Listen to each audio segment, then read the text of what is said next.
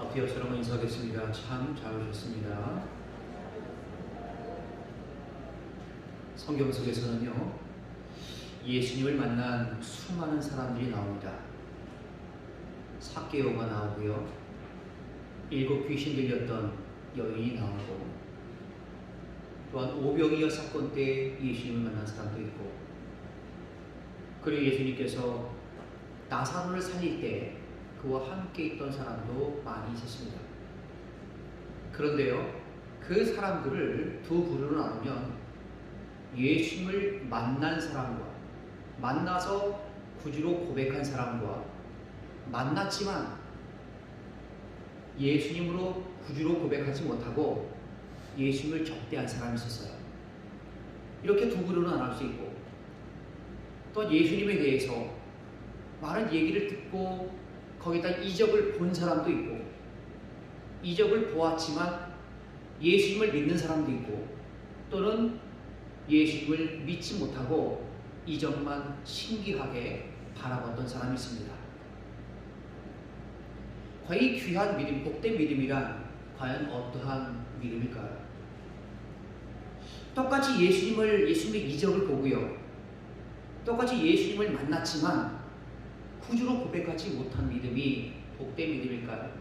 아니면 예수님을 만나고 이적을 보고 그 가운데 주님을 향한 나의 고백을 하고 또한 주님을 믿기로 결단하고 또한 주님 앞에 경배하는 믿음이 바로 복된 믿음이라는 것입니다. 오늘 본문에는 태어나면서부터 앞을 보지 못하는 시각장애인이 나옵니다. 그 시각장애인의 사례를 통하여서 우리에게 주신 하나님의 메시지를 우리가 붙잡고 과연 복된 믿음이란 과연 어떠한 믿음인가, 그에 관한 말씀을 함께 나누기를 원합니다. 첫 번째 복된 믿음이라는 것은요, 체험하는 믿음이에요. 우리 믿음은 말씀에 기초하여 믿는 것입니다. 아브라함을 믿음의 조상이라고 부르지 않습니까? 왜 아브라함을 믿음의 조상이라고 얘기합니까? 하나님께서 아브라함을 갈대아 우르에서 만나셨어요. 말씀하십니다. 너는 너의 고향과 친척과 아버지 집을 떠나 내가 내게 지시할 땅, 가르칠 땅으로 가라. 내가 너로 큰 민족을 이루고 내게 복을 주어 내 이름을 창대하게 하리니 너는 복이 될지니라. 너를 축복하는 자에게 내가 복을 내리고 너를 저주하는 자에게 내가 저주하리니 땅의 모든 족속이 너로 말미암아 복을 얻게 하리라. 우리 하나님께서 아브라함에게 말씀하셨어요. 그러면 아브라함은 이제 어떻게 합니까? 하나님의 말씀을 순종하고 출발할 것인가, 아니면 순종하지 않고 불순종할 것인가를 정해야 돼요. 그런데 성경에 보니까 그때 그는 여호와 하나님의 말씀을 따라갔고, 그렇게 기록하고 있어요. 그러니까 자기 감정으로 한 것이 아니라 하나님의 말씀을 그가 따라갔다는 거예요. 내가 밤이 맞도록 얻은 것 없지만 말씀에 의지하여 그물을 내리리라. 바로 말씀에 기초한 그런 만남이 복된 만남이라는 것입니다. 아브라함은 많은 체험을 하죠. 떠날 때에 애굽으로 갔는데, 애굽으로 가나안 땅에 갔지만 흉년이 들어서 애굽으로 내려가서 그 가운데 하나님께서 인도하시고도 말미암아서 거기서 다시 올라오게 됩니다. 조카 롯의 목숨을 위해서 하나님 앞에 간절히 기도할 때에 하나님께서 그 기도를 들으셨습니다. 하나님께서 이삭을 바치라 할 때도 아브라함은 여호와 하나님을 선택하죠. 그랬을 때 여호와 이레의 하나님의 은혜를 그가 경험할 수 있었습니다.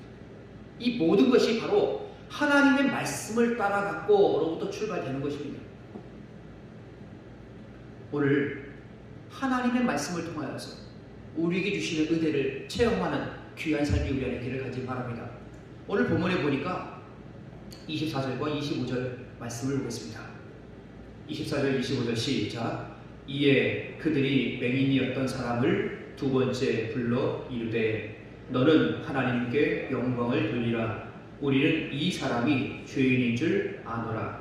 대답하되 그가 죄인인지 내가 알지 못하나 한 가지 아는 것은 내가 맹인으로 있다가 지금 보는 그것이니이다. 아멘. 예수님께서 제자들과 함께 길을 가시게 되었습니다. 하다 보니까 날 때부터 앞을 보지 못하는 장애인이 있었어요. 제자들이 예수님께 여쭤봅니다. 주여, 저 사람이 저렇게 태어날 때부터 앞을 못 보는 것이 그의 죄입니까? 아니면 그의 부모의 죄입니까? 당시 사람들은 다 그렇게 알고 있었습니다. 근데 예수님께서는 그렇게 말하지 않으셨어요. 그를 통하여서 하나님께서 행하시는 일을 드러내고 또한 내가 세상에 있을 때 아직 빛이니라. 빛에 대한 말씀을 주세요. 그러면서 그 장애인을 부르더니 침을 뱉고 진흙을 이겨서 눈에 발라주십니다. 말씀하시죠. 실로암 못에 가서 씻어라. 그는 실로암 못에 가서 씻고 돌아올 때 보니까 눈이 떠진 거예요. 하나님의 은혜를 그가 경험한 것이죠. 이 장애인으로서 실로암 못에 가서 씻는다는 것 굉장히 어려운 일입니다. 그러나 순종함으로 말미암아 그가 눈을 떴죠. 바리새인이 찾아왔습니다. 아니 사람들이 이게 어찌된 일이냐, 정말 대단한 하나님의 역사구나, 이 사람 굉장하네, 막 그런 소문이 나다 보니까 바리새인이 찾아왔어요. 누가 눈을 뜨게 했는지 눈뜬 그 사람을 어떻게 생각하느냐라고 얘기할 때 그가 선지자입니다 라고 얘기를 해요. 장애인이었던 사람의 고백이 너무 당황스러웠어요. 그래서 그의 부모에게 찾아가서 얘기하죠. 너희 맹인의 말이, 너희 말이 맹인으로 났다가 태어난 그 아들이 정말 맞느냐? 이 사람이 정말 당신이 그 낳은 정말 그 태어나면서부터 눈을 보지 못한 그 시각 장애인이 맞느냐라고 물어보는 거예요. 그때에 그들의 부모는 이렇게 얘기합니다. 그가 장성하였으니 그에게 물어보시오. 이렇게 말했던 이유가 바로 예수님을 인정하면 출교하기로 이미 그들이 짰기 때문에 그래요. 출교라고 하는 것은 그냥 집단적인 왕따입니다. 그 공동체, 종교 공동체에서 그 사회에서 도대체 생활할 수 없는 것이 바로 출교라는 거예요. 한번 출교되면 낙이 찍히고 함께 생활할 수 없습니다. 겁이 난 거죠. 그 아이에게 물어보십시오. 그가 장성하였으니 그가 말할 수 있을 겁니다. 그 바리새인들이 또한 그 눈뜬 사람을 찾아갑니다. 너는 하나님께 영광을 돌리라. 우리는 이 사람이 죄인인 줄 아노라. 그러니까 그가 하는 말이, 그가 죄인인지 내가 알지 못하지만 한 가지 확실하게 아는 것은 내가 맹인으로 있다가 지금 보는 것입니다. 내가 맹인으로 있다가 지금 확실하게 본다. 이것만큼은 내가 얘기할 수 있다라고 얘기하는 거예요. 그가 태어날 때부터 장애인으로 태어났으니 얼마나 그의 삶이 힘들었겠습니까? 절망 가운데 빠졌을 것이고요. 그리고 또 가족들의 얼굴도 못 봤고 우리가 마땅히 흔하게 볼 수 있는 그런 것들을 다 보지 못했습니다. 그러함에 예수님께서 그를 만나주시고 그로 말미암아 그가 눈을 뜨게 되었을 때 이런 고백을 할 수 있었던 것이죠. 내가 맹인으로 있다가 지금 보는 것입니다. 그가 죄인이 아닌지는 모르겠는데 내가 확실하게 체험한 것은 내가 지금 봅니다 라고 하는 것이었어요. 그에게 있어서 더 이상 그 이전에 있었던 좌절이나 그런 답답함, 절망은 다시 없을 겁니다. 왜요? 눈을 떴기 때문에. 바로 이러한 삶이 복된 삶이죠. 우리도 절망 가운데, 더 이상 절망 가운데 있지 않고 낙심 가운데 있지 않는 것은 우리가 하나님을 알았기 때문이고 하나님께서 우리를 만나 주셨기 때문에 그렇습니다. 하나님을 만나는 인생은 더 이상 절망하지 않아요. 왜요? 하나님께서 함께 하시고, 하나님께서 소망을 주시고, 하나님께서 너희를 고아처럼 그대로 버려두지 않으실 것이다. 너희와 함께 하겠다. 또 다른 보혜사를 너희에게 보내주실 것이다. 내가 먼저 가리니 또 다시 와서 나 있는 곳에서 너희도 있게 하리라. 우리 주님께서 그렇게 약속을 주셨기 때문에 우리 그리스도인들은요, 더 이상 낙심하지 않습니다. 바로 이런 삶이 복된 삶이라는 것입니다. 예수님을 체험하며 교제하는 믿음이 우리 안에 있기를 간절히 바랍니다. 두 번째 복된 믿음은요, 고백하는 믿음입니다. 사랑은 고백하는 성질을 가지고 있죠. 왜냐하면 사랑은 표현할 때 빛나기 때문에 그렇습니다. 사랑을 잘 표현하는 사람도 있죠. 그러나 표현 못하는 사람도 있습니다. 그러나 나타내야 되죠. 말로 하지 못하는 사람들은 행동으로 그렇게 사랑을 표현하더라고요. 그런데 성경에 보니까 자기가 받은 은혜를 나타내지 못할 때 예수님께서 찾아내셔서 그 일을 들추어내시는 것을 볼 수 있어요. 그래서 12해를 혈루증으로 앓던 그 여인입니다. 그 여인이 예수님께 고백을 합니다. 바로 예수님께서 따로 계실 때에 회당장 야이로가 옵니다. 그가 온 목적은 자기 딸이 죽어가기 때문에 오셔서 자기 딸을 낫게 해달라는 것이었어요. 예수님이 야이로와 함께 야이로의 집으로 향하고 있었습니다. 예수님께서 가실 때는 항상 많은 사람이 있었기 때문에 붐볐어요. 그 틈을 노려서 그 여인이 예수님의 옷가에 손을 댑니다. 성경에 보니까 옷가에도 손을 대도 병이 나올 줄 그 여인은 믿고 있었어요. 손을 댔을 때에 예수님께서 아셨습니다. 누가 내 옷에 손을 대었느냐? 아니 주님, 아니 지금 사람이 이렇게 많은데, 아니 사람이 이렇게 많은 거 잘 안 보이십니까? 아니 사람이 많이 밀잖아요. 그러니까 다 할 수도 있죠. 라고 제자들은 얘기합니다. 그때 예수님께서 말씀하시죠. 아니다. 분명히 누가 내 옷에 손을 대었다. 내 안에서 능력이 나간 줄을 내가 느꼈다라고 하는 거예요.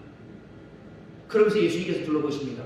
그 여인이 자기에게 일어난 일을 더 이상 숨길 수 없을 줄을 믿고 그 다음에 나와서 예수님께 자초지정을 고백합니다.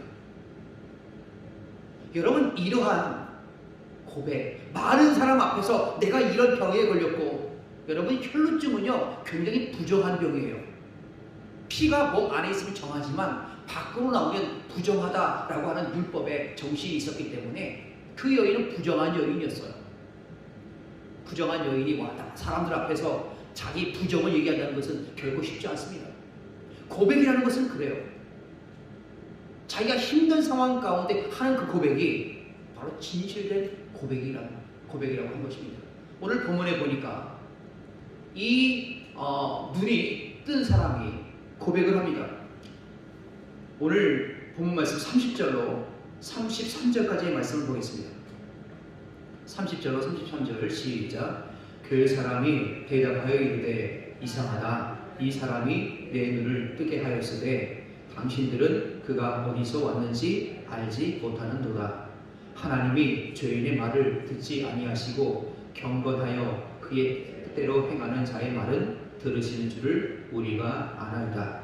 창세 이후로 맹인으로 난 자의 눈을 뜨게 하였다 함을 듣지 못하였으니 이 사람이 하나님께로부터 오지 아니하였으면 아무 일도 할 수 없으리라. 아멘. 여러분, 이 33절의 고백, 이 사람이 하나님께로부터 오지 아니하였으면 아무 일도 할 수 없으리라 라고 하는 이 고백은 그가 편안할 때 한 고백이 아니에요. 바리새인들이 와서 그렇게 막 따지듯이 그 눈뜬 사람한테 물어보지 않습니까?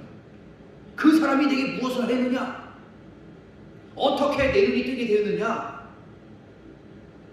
아니 그 사람이 대답합니다. 아니 내가 저번에 내가 그 당신들에게 일렀어도 당신들이 듣지 아니하더니 이제 와서 또 물어보자 그거를. 당신도 그의 제자가 되려 하느냐? 라고 물어봐요. 바리새인들이 기분이 나빴습니다. 성경에 보니까 욕을 했대, 욕을. 너는 그의 제자이나 나는 모세의 제자이다. 하나님이 모세에게는 말씀하신 줄을 우리가 알지만 그 사람은 어디서 왔는지를 우리가 알지 못한다. 여러분 이 말을 들은 다음에 하는 고백이 오늘 우리가 같이 읽은 30절로 33절의 말씀이에요. 여러분 욕먹었을 때의 경험 아십니까? 여러분 욕먹어서 기분 좋은 사람 없지요? 굉장히 기분 나빠요. 아주 기분 나빠하기 때문에 평소에 그런 편안할 때의 상황이 아닙니다. 그리고 예수님을 구주 그리스도로 고백하는 순간 출교를 당해요. 집단 왕따를 당하고 매장되는 거예요. 그런 상황 가운데 바리새인들은요 지도자예요. 우리는 말하면 검사 정도 됩니다. 검사 앞에서 무슨 말을 하겠습니까? 그러나 그는 확실하게 이야기합니다. 33절 이 사람이 하나님께로부터 오지 아니하였으면 아무 일도 할 수 없으리다. 뒤집어 보면 무엇입니까? 그가 하나님께로부터 왔기 때문에 나의 눈을 뜨게 해주셨습니다 라고 고백하는 거예요. 고백이라는 것은 힘든 상황 가운데 지금 이렇게 막 욕을 먹고 내가 막 출교당할 위기에 있고 집단 따돌림을 당할 수 있는 그런 상황 가운데 하는 고백이 진실된 고백이에요. 우리에게도 많은 어려움이 있을 겁니다. 그러나 민족적인 어려움을 겪었을 6.25 때 더 믿음의 사람들이 그 신앙을 고백했습니다. 그 중에 한 명이 바로 충남에 가면 강경이라는 곳이 있는데요. 강경 침례교회를 담임하시는 이종덕 목사님 계세요. 이종덕 목사님은 6.25 때 계셨던 분입니다. 조용하다 강경 지방에 북한군이 내려왔습니다. 내려와서 예수님을 믿는 사람을 죽이는 거예요. 그러다 보니까 성도들이 두려운 거예요. 이러다 다 죽겠구나 하면서 공산군을 지지하는 척합니다. 예전에 그런 일이 많았습니다. 저희 마석에도 북한군이 내려왔을 때 국군을 지지하면 죽는 거예요. 공산군이 앞잡이 갔잖아요. 그러다가 다시 북한군이 위로 올라가요. 그럼 국군이 또 오면 공산군을 지지한 사람, 앞잡이 다 죽는 거예요. 오르락 내리락하면서 굉장히 많은 사람이 죽었습니다. 그때도 마찬가지죠. 어느 누구 하나 뻥끗 하지 못하는 거예요. 그때에 이종덕 목사님께서 그 친한 그 후배 목사님을 찾아갑니다. 두꺼운 종이를 갖고 왔대요. 이게 웬 종이입니까? 물어봤더니 내 지금 명함을 만들려고 하니 내 명함을 좀 만들어주게. 아니 평소에 명함을 갖고 다니진 않다가 왜 이때 돼갖고 전시가 돼갖고 왜 명함을 만들려고 하십니까? 그렇게 물어봤대요. 그때 이 목사님이 경찰이고 공산당이고 내가 만나는 사람마다 모두 나눠주려고 하네. 아이고 목사님 큰일이라도 하면 어떡하시려고 그래요? 그러다 돌아가십니다. 아니 이 사람이 자네도 그리스도인이라는 것이 그렇게 부끄러운가? 내가 복음을 전하는 목사라는 사실을 숨겨야 할 이유가 무엇이 있는가? 이종덕 목사님이 그렇게 말씀하셨대요. 그래서 이종덕 목사님 명함을 뿌리시다가 총살을 당하여 돌아가셨어요. 순교하셨습니다. 정말 이런 상황 가운데 예수님의 그리스도인이다, 내가 예수님을 믿는다 라고 고백하는 것은 정말 어렵습니다. 여러분 우리가 세상에 살아가면서 내가 교회에 다닌다, 내가 예수님을 믿는다 라고 고백해갖고 우리가 죽습니까? 죽지는 않죠. 행여나 다른 사람의 시선은 좀 받을 수 있겠죠. 그러나 이 복된 믿음이라는 것은 어떠한 상황에 취하든지 바로 내가 예수님을 구주로 고백하는 거예요. 많은 사람 앞에서 그 혈병 여인이 자기에게 있는 핸디캡은 있지만 거기서 그것을 다 주 앞에 안 하고 고백하는 거죠. 오늘 눈을 뜬 사람이 많은 사람 앞에서, 그렇게 바리새인 앞에서 주님을 고백한 것처럼 그런 고백이 또한 우리 안에 있기를 간절히 바랍니다. 마지막으로 복된 믿음은요, 경배하는 믿음이에요. 동방의 의인이라고 불렸던 그 욥을 성경은 이렇게 평가합니다. 1장 1절에 보니까 우스 땅에 욥이라 불리는 사람이 있었는데 그 사람은 온전하고 정직하여 하나님을 경외하며 악에서 떠난 자더라. 성경에 많은 사람들, 그 가운데 하나님을 잘 따르는 사람이 있었지만 이 욥만큼 그 앞에 수식이 붙은 그런 사람도 아마 드물 겁니다. 온전한 사람이고요, 정직한 사람이고요, 또 하나님을 경외하는 사람이었고요, 악에서 떠난 사람이었습니다. 하나님을 잘 믿으면 좋은 일만 생기면 얼마나 좋습니까? 그러나요, 성경은 하나님을 잘 믿는다, 잘 믿으면 좋은 일 많이 생긴다 라고 이야기한 적이 없습니다. 오히려 디모데후서 3장 12절에 보니까 무릇 그리스도 예수 안에서 경건하게 살고자 하는 자는 무엇을 받습니까? 박해를 받으리라. 왜 그렇습니까? 세상이 악하기 때문에 그래요. 세상이 악하기 때문에 우리가 경건하게 살면 살수록 박해를 받는 거예요. 그러나 그 박해를 두려워 말라는 거예요. 욥은 이렇게 고백합니다. 1장 21절에 보니까 이르되 내가 모태에서 알몸으로 나왔사온즉 또한 알몸이 그리로 돌아가올지라. 주신 이도 여호와시요 거두신 이도 여호와이시오니 여호와의 이름이 찬송을 받으실지니라 하고, 여러분, 이 고백이 편할 때 나온 고백이 아닙니다. 정말 어렵고 힘든 상황 가운데 비록 하나님을 잘 믿는 욥의 가정이었지만 풍지박산 나는 거예요. 애들이 다 죽어요, 한 번에. 부인은 하나님을 저주하고 죽어라 뭐 이렇게 얘기하고요, 재산도 다 날아갔어요. 빈털터리가 되었어요. 그때 한 고백이 욥기 1장 21절의 고백입니다. 그때도 그는 여호와의 이름이 찬송을 받으실지니라. 하나님 앞에 경배하는 거예요. 이런 믿음이 바로 복된 믿음이라는 것이죠. 오늘 본문에 보니까 38절만 보겠습니다. 38절 함께 공독합니다. 시작. 이르되 주여 내가 믿나이다 하고 절하는지라. 아멘. 사람들이 그 사람을 쫓아냈다라고 하는 말이 예수님께 들려왔어요. 예수님께서 그를 만나 주십니다. 내가 인자를 믿느냐? 주여 그가 누구십니까? 내가 믿고자 합니다. 내가 그를 보았거니와 지금 너와 말하는 자가 바로 그이니라. 그때에 바로 38절에 그가 이렇게 얘기합니다. 주여 내가 믿나이다 하고 절을 합니다. 믿는다, 믿음이죠. 절한다 라고 하는 것은 경배입니다. 그래서 믿음과 경배는 같이 갑니다. 믿으면 하나님을 경배하는 것이고요, 믿지 못하면, 믿지 않으면 경배하지 않는 거예요. 저 사람이 믿음이 있는 사람인가? 믿음이 없는 사람인가? 무엇을 보면 압니까? 하나님을 경배하는가? 예배를 드리는가? 드리지 않는가를 보면 알 수 있어요. 코로나 시기 가운데 모일 수 없을 수도 있어요. 그러나 여러분, 우리 마음이 하나님께 정해져 있는가? 아니면 하나님을 떠나 있는가? 그것을 보면 알 수 있다는 것이죠. 믿는 사람은 절하게 되어 있고요, 믿는 사람은 예배하게 되어 있습니다.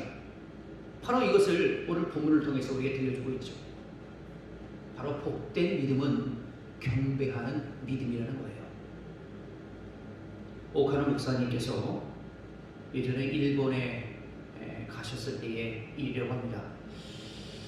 이 다다미 방, 우리로 말하면 아무것도 없는 방이지 않습니까? 거기 갔는데 일본 교회에 어느 지도자, 영향력이 있었대요. 그 지도자를 둘이 만날 그 시간이 있었다고 합니다. 근데 그 지도자가 오더니 옥 목사님께 절을 하더래요. 저 옥 목사님이 너무 당황스러워하고 맞절을 했대요. 그리고 와서 대화하고 헤어졌어요. 한국도 다시 왔다가 일본에 다시 몇 년 후에 다시 갔는데 일본에서 선교하시는 선교사님을 만났대요. 대화하면서 예전에 있었던 그 목사님이 와갖고 나한테 절을 하더라 라고 하는 그런 대화를 하다 보니까 이 선교사님이 깜짝 놀라는 거예요. 목사님, 그게 무슨 의미인지 아십니까? 아니, 그게 무슨 의미냐고. 그러니까 그 선교사님이 하신 말씀이 일본 문화를 조금이라도 이해하신다면 그분이 어떻게 한 것인지를 잘 아실 겁니다. 근데 무엇이냐고. 그러니까 일본에서 무릎을 꿇고 허리를 숙여 절한다는 것은 대단한 의미겠대. 그것은 마치 신하가 왕에게 하는 것처럼, 또는 자기가 특별히 존경하는 스승이나 정말로 자기 평생토록 그가 섬기고 싶은 그런 사람이 있을 때 정말 깊이 생각한 다음에 그런 데가 하는 행동이 절을 한다는 거예요. 그것을 나중에 옥 목사님이 알았다고 합니다. 함부로 하는 게 아니죠. 저는 일본에서 그렇습니다. 저도 예전에 일본에 단기 선교를 갔을 때에 대학생이었으니까요. 근데 머리가 허연 그 지교회 목사님 가갖고 우리가 절을 하는 거예요. 그때는 몰랐어요. 이런 의미가 있는지. 그냥 의도가 그냥 우리가 그 일제시대 때 자기 조상들이 그 조선에 가서 그런 못된 일을 했기 때문에 조상의 죄를 내가 참여한다라고 하는 의미로 그렇게 절한다. 그렇게 죄를 받아들였어. 아, 그럴 수 있구나. 야, 근데 저 어르신이 우리한테 이렇게 절을 할 필요가 있을까? 라고 했는데 일본 문화를 알게 되니 야, 정말 그 절이란 게 대단한 거구나. 다 내려놓은 거잖아요. 정말 그 마음 가운데 얼마나 참회하고 통회하고. 아니, 그 목사님이 가서 일제시대 때 그렇게 악행을 했습니까? 그건 아니에요. 그러나 그 악행을 했던 선조들의 그 죄를 생각하면 너무 통회하고 참회스러워서 그 후손이 대학생들에게 절을 했다라고 하는 것입니다. 여러분, 이 경배라는 것, 우리가 예수님을, 하나님을 알면 알수록 경배하지 않을 수 없어요. 오늘 본문에 나오는 그 사람은 바로 믿기 때문에 내가 믿나이다 그리고 절한 거예요. 여러분, 우리도 복된 믿음이라는 것은요, 믿음과 함께 가요. 믿음과 그 경배라는 것은 함께 갑니다. 정말 우리가 그래서 하나님 앞에 예배 드리는 것을 목숨을 걸어야 돼요. 상황이 좀 안 좋아지고 그러니까 뭐 안 나도 되겠지 뭐. 여러분, 뜨뜻미지근한 믿음은요 토해낸다고 말씀하셨습니다. 이 전염병의 이 시기 가운데 우리 믿음을 한번 체크해보는 좋은 시기가 될 수가 있습니다.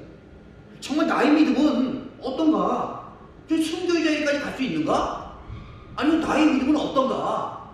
뭐 조금 어려움이 오면 그냥 픽픽 쓰러지고. 여러분, 이 신앙도요, 어린아이의 신앙이 있고 장성한 자의 분량이 있습니다. 어린아이는 픽픽 쓰러지는 거예요.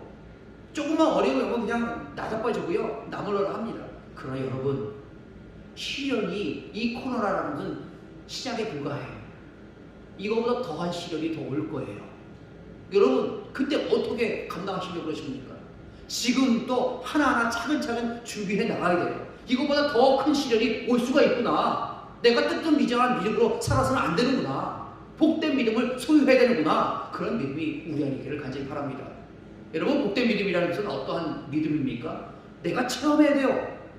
귀로만 듣던 하나님이 아니라 직접 눈으로 보고 경험하고 체험하는 하나님이, 바로 그런 하나님이 나의 하나님이 되어야 합니다. 여러분, 우리 신앙을 고백해야 돼요. 편안할 때는 다 고백해요.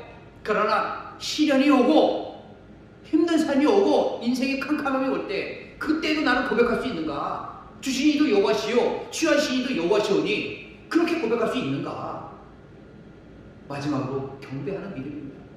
경배하는 것, 예배하는 것, 여러분 주일 성수 정말 철저하게 지켜야 합니다. 우리뿐만 아니라 우리 자손들, 그리하여서 믿음의 귀한 가문 되기를 간절히 바랍니다. 다 함께 기도하겠습니다. 은혜로우신 아버지 하나님, 감사합니다. 오늘도 우리에게 복된 믿음을 들려주심을 감사합니다. 우리가 귀로만 듣던 하나님을 우리가 체험할 수 있게 도와주시고, 어렵고 힘든 상황이지만 그러한 상황 속에서도 하나님을 고백할 수 있게 도와주시고, 우리가 주의 성수를 지키되 정말 목숨을 걸고 지키는 귀한 우리 성도들의 삶이 될 수 있도록 인도하여 주소서. 그리하여서 복된 믿음이요 주님께서 칭찬하시는 귀한 믿음의 소유자가 될 수 있도록 인도하여 주옵소서. 이 모든 말씀 예수님의 이름으로 간절히 기도하옵나이다. 아멘.